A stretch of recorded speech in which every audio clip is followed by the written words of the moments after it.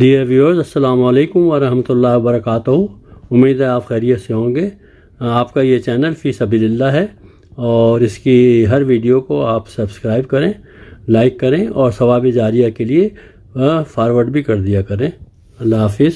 وآخر دعواهم أن الحمد لله رب العالمين۔ رسول اللہ صلی اللہ علیہ وآلہ وسلم کے پاس ایک شخص آیا، جاء رجل بدوی الى رسول اللہ صلی اللہ علیہ وسلم۔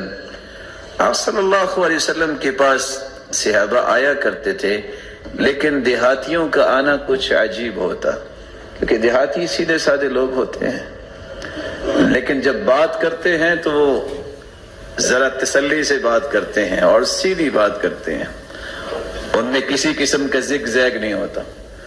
آ کے صرف کیا کہتے، علمنی خیرن، بس مجھے وہ خیر سکھا دیجئے جو میری زندگی میں مجھے کافی ہو جائے۔ تو آپ صلی اللہ علیہ وسلم نے فرمایا سبحان اللہ، اس نے ایک گنا، الحمدللہ ولا الہ الا اللہ واللہ اکبر، خوش ہو گیا۔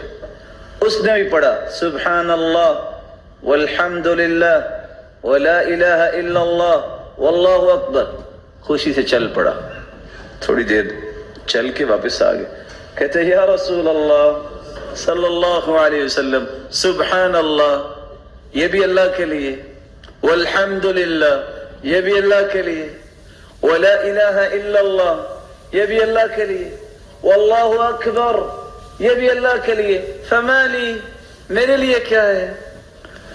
آپ صلی اللہ علیہ وسلم نے جواب کیا دیا، اذا قلت سبحان اللہ، جب تم کہو گے نا سبحان اللہ تو تیرا رب تمہیں کہے گا، دنیا کو کہے نہ کہے، صدقت میرے بندے، تو سچا ہے، تو سچ کہہ رہا ہے۔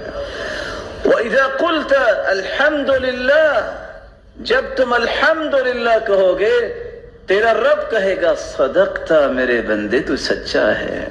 وَإِذَا قُلْتَ لَا إِلَهَ إِلَّا اللَّهِ، جب تم کہو گے نا لا الہ الا اللہ، یقول لک ربک صدقت، تو تیرا رب پھر کہے گا میرے بندے تو نے سچ کہا۔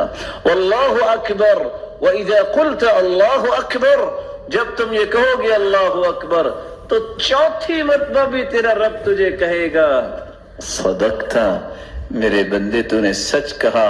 پھر تم کہہ دینا اللہم اغفر لی، اے اللہ مجھے معاف فرما، تو تیرا رب کہے گا قد فعلت، بندے کر دیا معاف۔